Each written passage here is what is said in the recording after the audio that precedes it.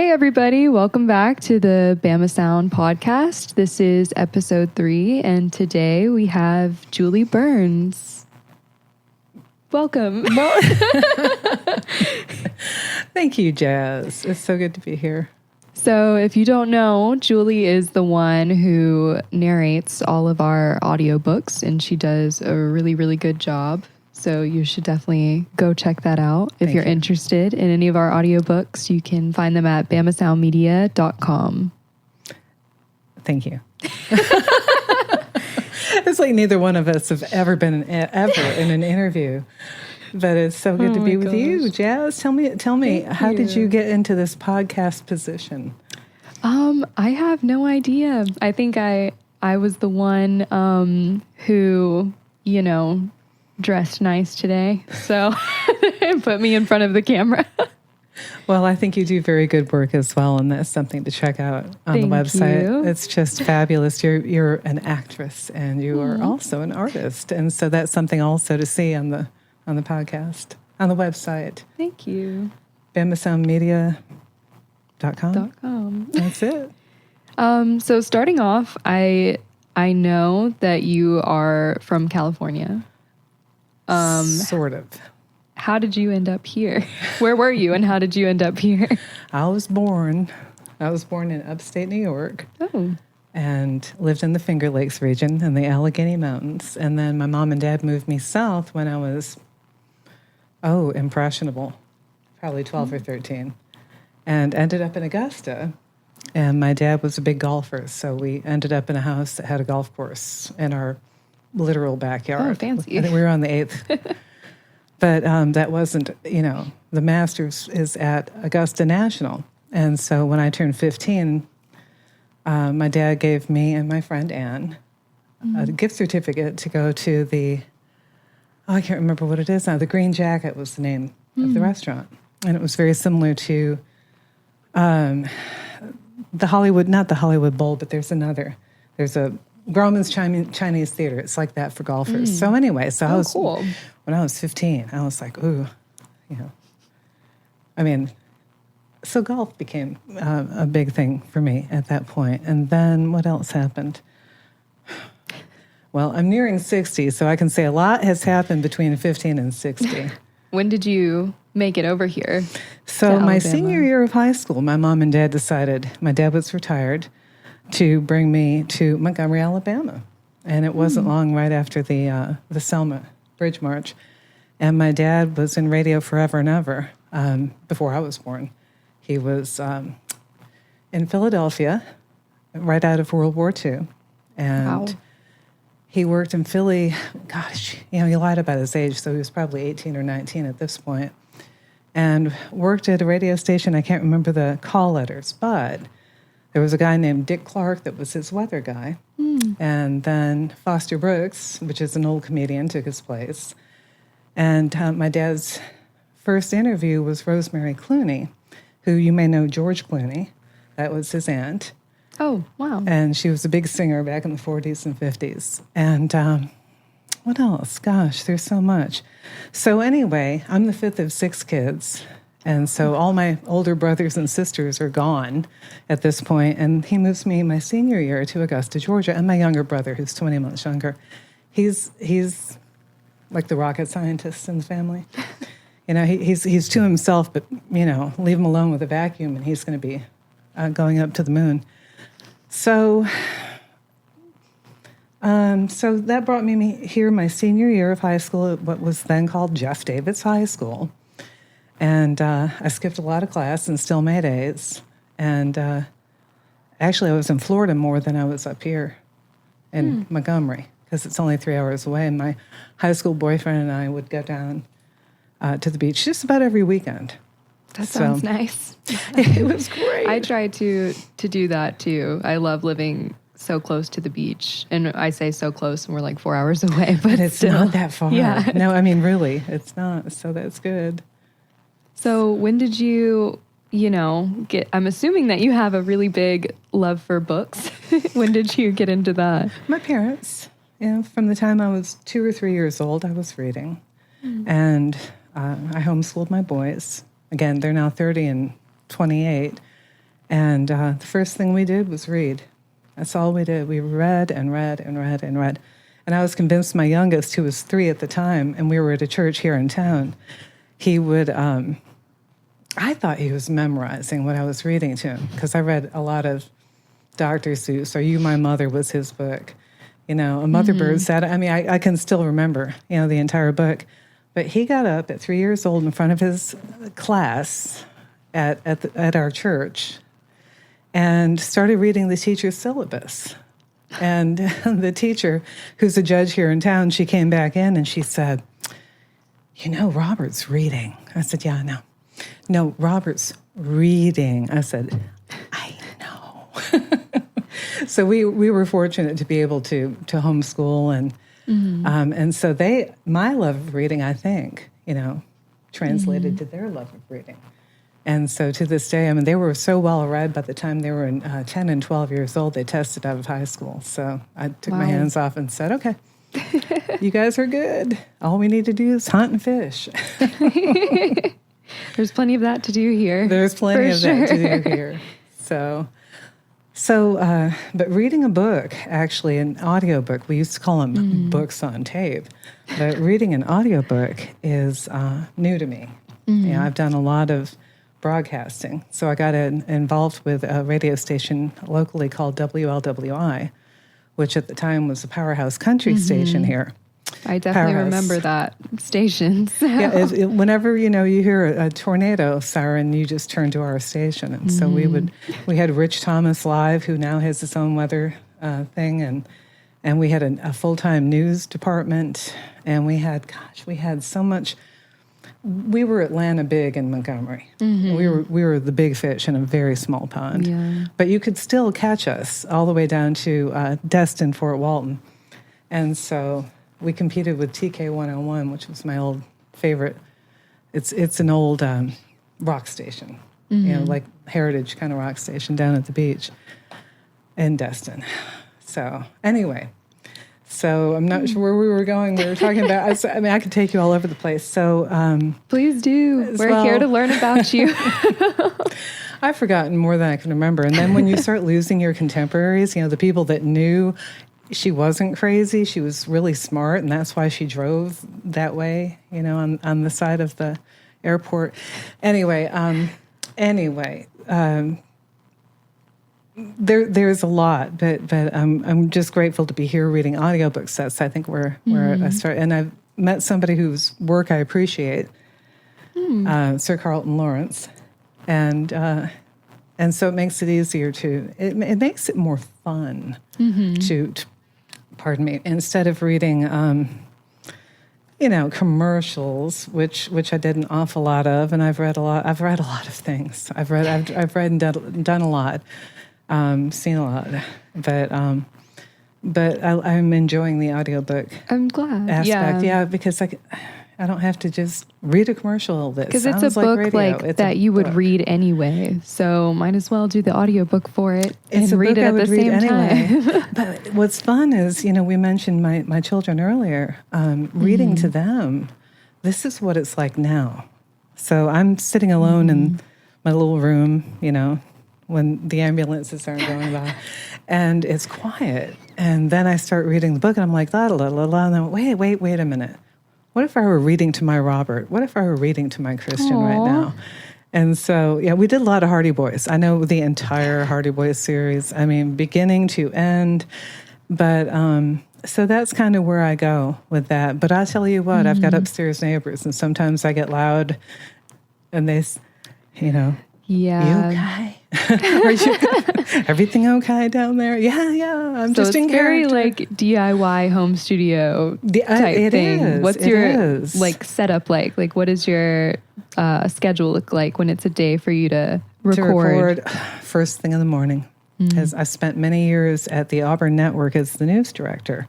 And so I would get up at 3 o'clock in the morning on my computer, get all the news that's worth reporting out in front of myself, and then I would email it to myself, and then drive a half hour from a little town called Waverly, Alabama, down into Auburn. And I'd get to the station about 5:30, because I was already set up with interviews from the mayor and that type of thing for the day before. So my newscast was 5 minutes. And then at 6:20, I would talk back and forth with our news director, who's now the voice of the Auburn Tigers, Andy Burcham. Wow. And, back then we were humble. We were just like, oh, God, I hope somebody's listening. We had we had Auburn Opelika This Morning was the name of the show. And so anyway, see, I can digress all over the place. I will lose my own mind. We were talking about audiobooks, weren't we? Yeah. So, it's unusual to talk about myself, so you'll have to forgive me. I've been in the interviewer chair for a long time. Do you enjoy it, though? Do you enjoy recording? I do. And so the studio setup now is fabulous. 10 years ago, I was doing it before anybody did it. You could take your computer, put an editing machine on it, if you will, machine. That's like saying, books on tape. An audio editor, a digital editor, which for somebody who's always been behind the microphone, it's odd to be, dealing with the editing process, although I was editing for the news. Anyway, it's enjoyable. I think the most fun is editing until recently. Because I heard I've been having you've trouble. Had quite some issues going on. Well, it has to do with using, and everybody will know what I'm talking about, a DDS as opposed to an SSD. So now I have an SSD, and it's an external SSD, 4 terabyte. Thank you. Wow. Yeah, man. That's crazy. It's like I'm done. I'm set for life. But then, of course, there's going to be built-in obsolescence with that too. It'll probably be outdated. But so I've got this beautiful computer I barely use, and then I start using it, and it's outdated, and it's been barely used. So it's like, that can't be, but it is. That's how it is. It's just, once it gets outdated, though, it does become more affordable. So it's kind of like pros and cons. That's true, but it's not compatible. It's affordable, but not compatible. And then all of a sudden, you're the engineer going, but I don't want to be the engineer. I didn't even know that you were the one editing. Yeah, well, I'm editing audiobooks. It's a long story. But and that's what takes the most time, and I was told in the business years ago that if you're going to do something lengthy, then take into consideration that it's a lot easier to make money when you're doing a 60-second commercial for $250. It's just this dichotomy. Is that the word? That's my new word, if it's not. But the point being that I'm so grateful for it, and I love it because I like editing. I enjoy editing. I may complain about it. It's like children, it's like you have children. It's like, I love children. I just want children. I just don't want to raise them. I want somebody else to raise them and just bring them back to me when they've learned what they need to learn. And so how did you, come across / get into BamaSound? Where did Rick find you? How did he rope you into this? Oh my gosh, this is where we need to bring him in. So I'm out in California a year ago, actually. It'll be a year and a month and a half. It'll be a year that I've been back in Montgomery. And to answer the question, Rick brought me back, and for which I'm very grateful, very grateful. You've heard of Dark Night of the Soul? I don't think so. But what is it? No, it's. I went to school here my senior year. Then I went to Huntington College, and on an art scholarship, thinking, because you don't ever use an art scholarship, you teach. And so I thought, I'll be an art teacher and raise my beautiful boys, in their white linen clothes, and we're going to travel Europe and do all these things. No. But anyway, so I have a history here, and in fact, my boys were born at East Alabama Medical Center, each of them, in what we call a birthing suite. Let's see, I think for my first child, the Dallas Cowboys were playing the New Orleans Saints, And my husband was just like watching the TV, and Oh I'm my over here like gosh. I'm, dilated. He's coming now. Then my husband, who used to play for the Gators, Oh, wow. passed out when they cut the umbilical cord. 2 nurses had to hold him up.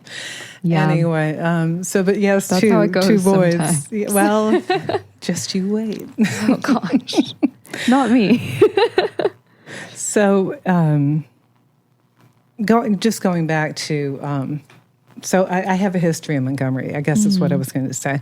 When I was in I was at Huntingdon, hungry. I was putting myself through.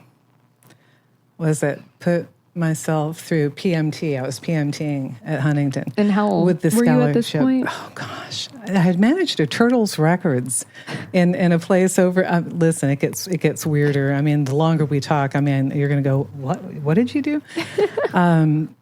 There's a place over on the Atlanta Highway right across from the Red Lobster, which is, I think, the only thing left in Montgomery that I have any idea where it's like a landmark. And there was a Service Merchandise over there, and there was a Turtles Records. Mm-hmm. And the Turtles was where I met Poison. Bret Michaels and Poison came through. I was 22. That's so cool. And then they moved me to Jacksonville, Florida, and I managed the Turtles there. And that's when The Who came and played Tampa Stadium. And I had to be 24 years old, and I was the manager of this store on the beach. And we had something called, I've forgotten more than I'll remember, but anyway, it was a Ticketmaster. We had Ticketmaster, and it was an old DOS computer. I mean, this is before, you can't even imagine. You can't even imagine what life was like before the way things are now. Oh my gosh. Being born in 2002. But I had to hit Shift F1 and then enter, Shift F1, enter, and tickets went on sale at 7 a.m.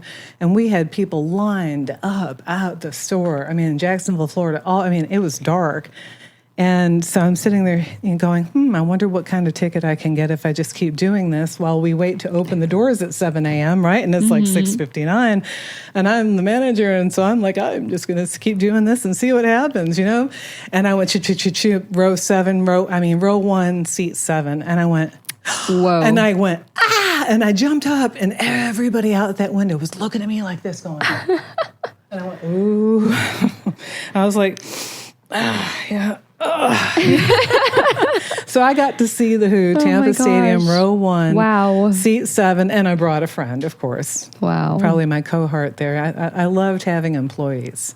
I really did, because I didn't care. It's like, you're late? Great. That's fine. I'll work. But I'm so jealous. So that was fun. That was fun. And living in Jacksonville, Florida was fun for a while. I did all the forts. I called it the top fort E. And just I would get, and these people don't come out of characters at the different forts. They're all up along the eastern coast. I was up in western recently. But anyway, so I was probably, you asked how old I was. I was probably, by the time I got the scholarship, in my mid-20s, late 20s, and thought, this biological clock's ticking. It's like, I'm going to have some kids soon. Oh, my gosh. Because I'm an old maid at 30, And so sure enough, there's a place in town called 1048, or at least there used to be, and it was in this old strip mall, which is now looks like Cambodia, just a couple blocks down the road. And it was called 1048, and it was right next to David's Watch Shop, and Joe's Deli was there at the time. And anyway, I had just started working 7 to midnight at WLWI. Mm-hmm. So this is after Turtles. So this would be, I'm 27, maybe 28.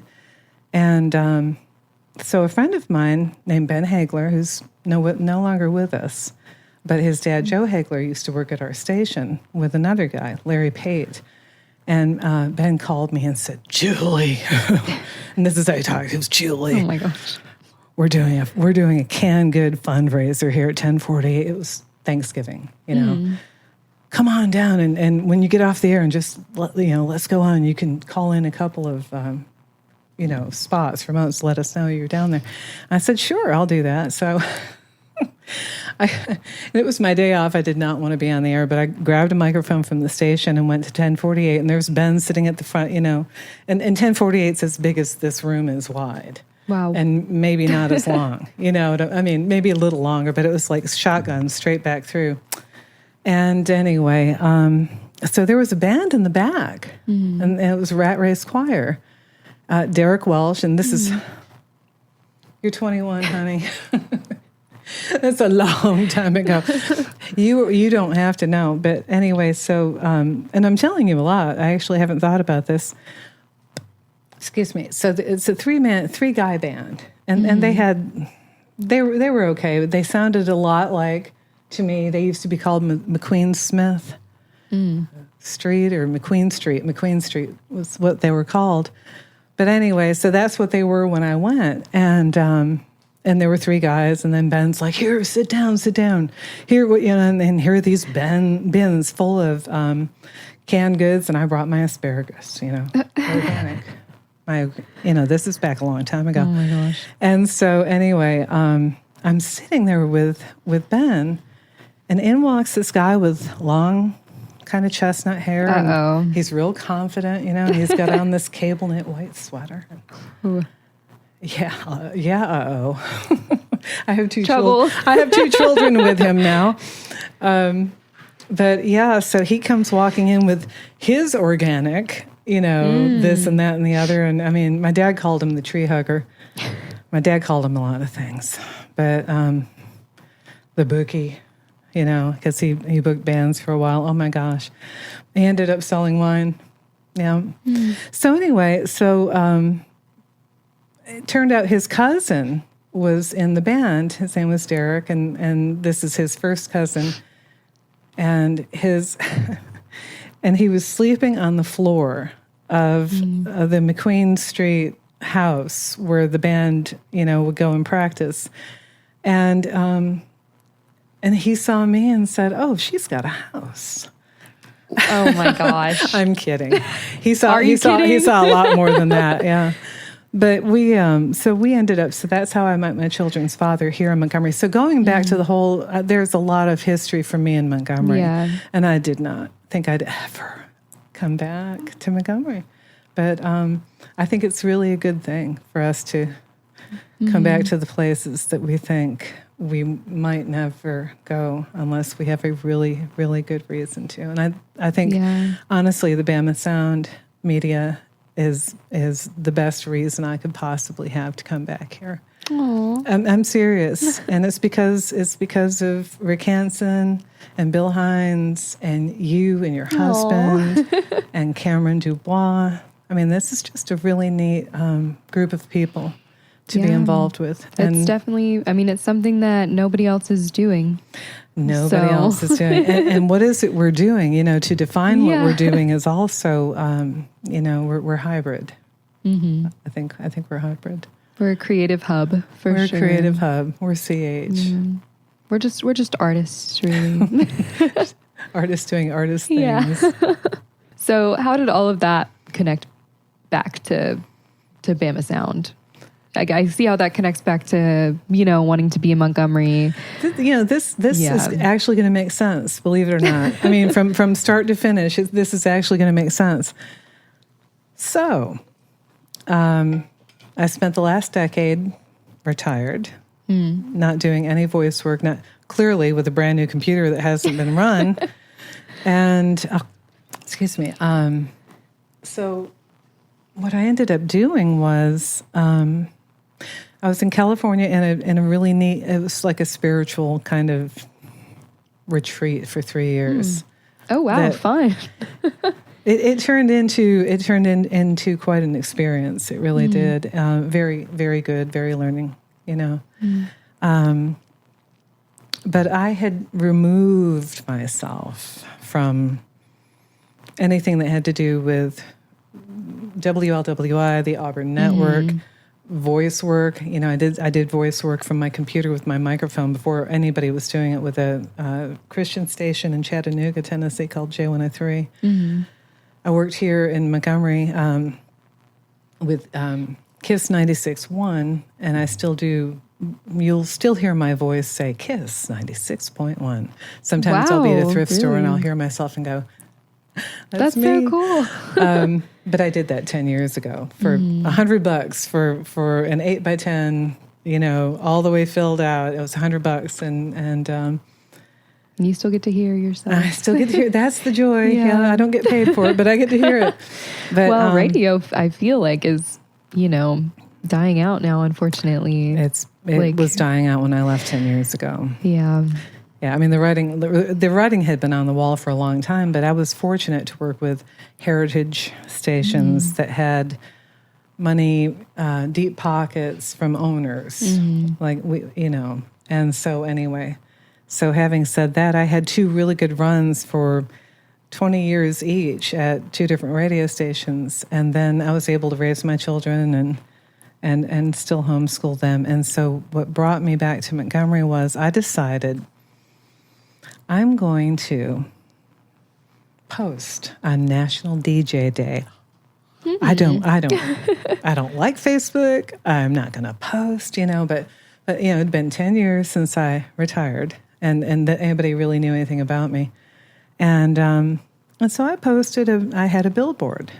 Wow. Well, I had several actually, but I had one in particular that I liked. Because I don't know about you, but I just don't really like. I don't want to be on a billboard. You know what I mean? Ooh, I do. Yeah, but you could. And anyway, so they did this cartoon caricature of me a couple of different times, and they put him. I'll never forget this. My now 95-year-old aunt, who's my dad's baby sister, if that tells you how old my dad was when he died several years ago. But she's 95 now, and she came to visit when my first child was born. And she came in from the airport. So she came in, whatever that, from Prattville to wherever we are, whatever that is, that 65 that comes in. Anyway, so you come in from the airport, and just as you take one of the ramps to go to wherever it was I lived, I think I lived on the east side of town. Anyway, there was a billboard of me. And wow. I didn't know. I didn't go out, and look to see where all my billboards were. I was just told, hey, you've got 4 what they call paint billboards. I'm like, well, that's cool. You know? And then they gave me like a representative of it. And so that's what I saw. I actually saw my billboard. So my aunt comes in, and she's very impressed. Very impressed. Oh dear. I just saw your billboard. Oh my gosh.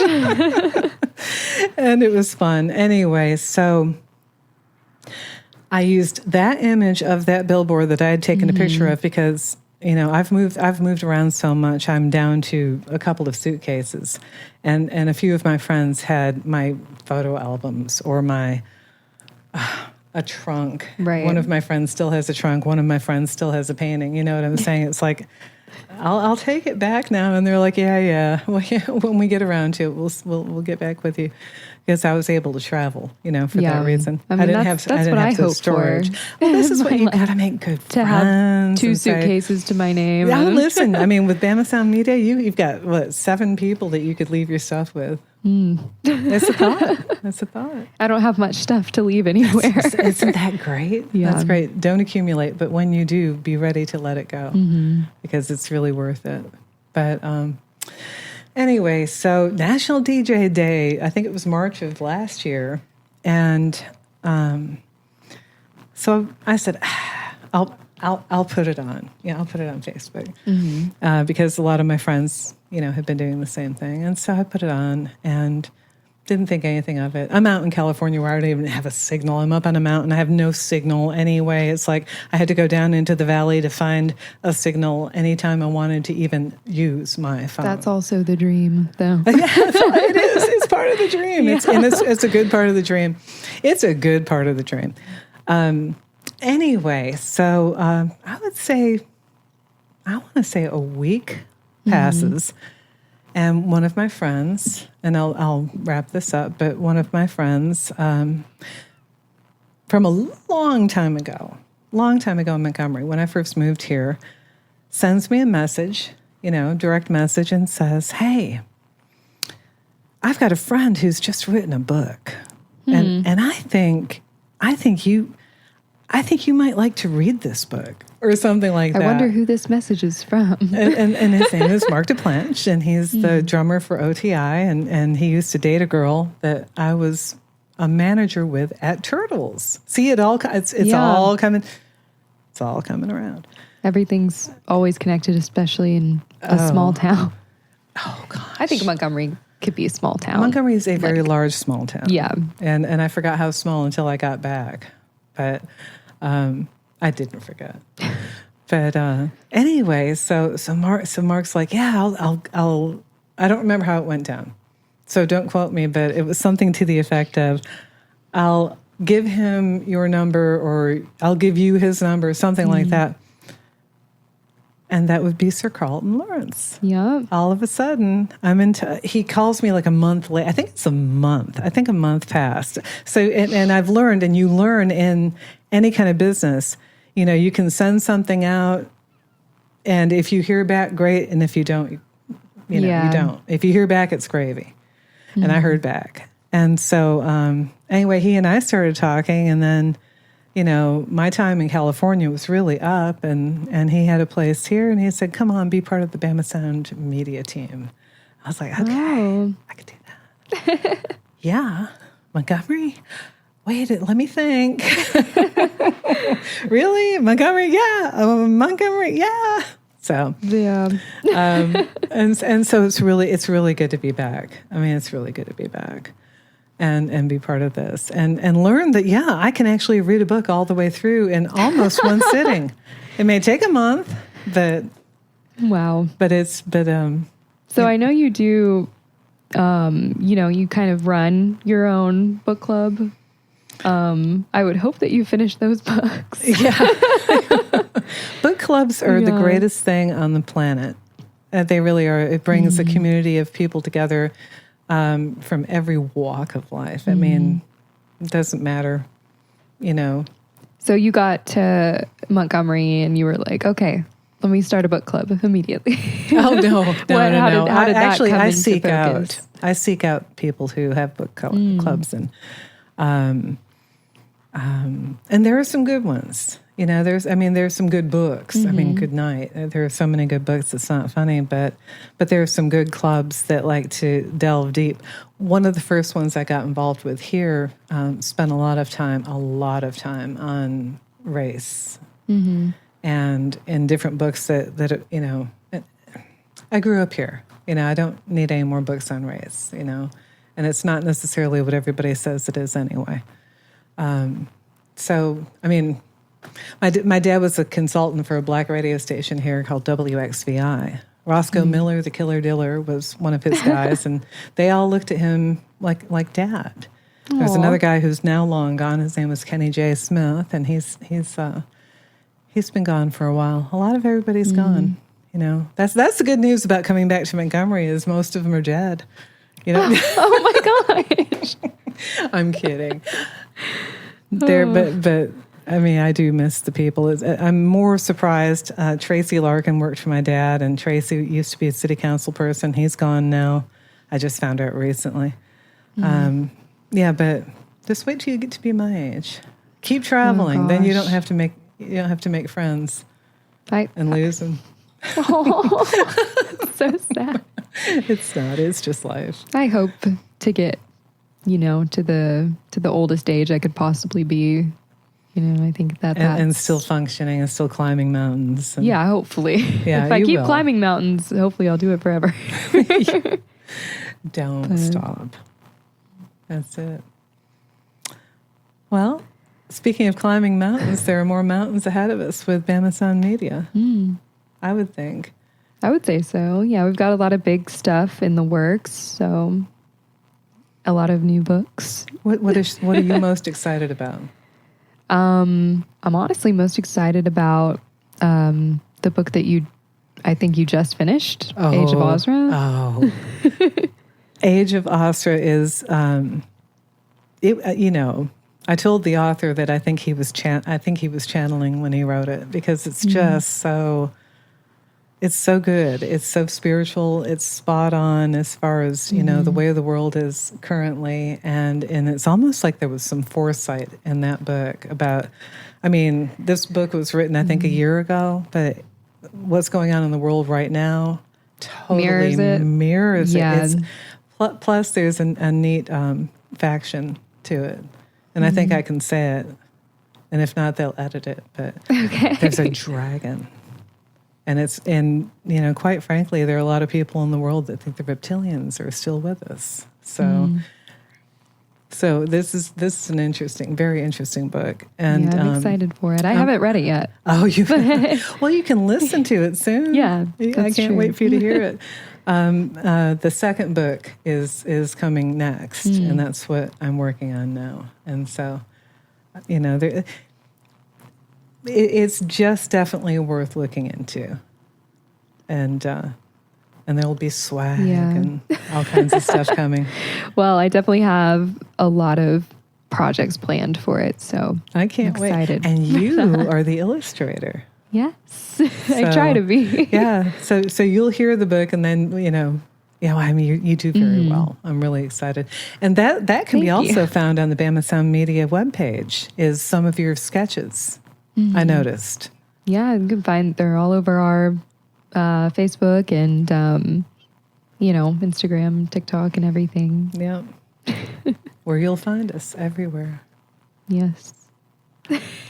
Well, I'm excited to see that, and I'm excited for us to just continue on with the next project. We never know what's going to happen. Yeah, I'm excited to listen to the book, figure out what... It'll put you in the mood. Yeah, I'll get inspired from it, for sure. Yeah. Well, thank you, Jazz. Yeah, thank you for coming and chatting. Hey, you got me out of the house. It's nice to get dressed. Yeah. Okay, well, that was Julie Burns, our wonderful narrator. If you want to hear some of her audiobooks again, just go to BamaSoundmedia.com. And thank you guys for listening.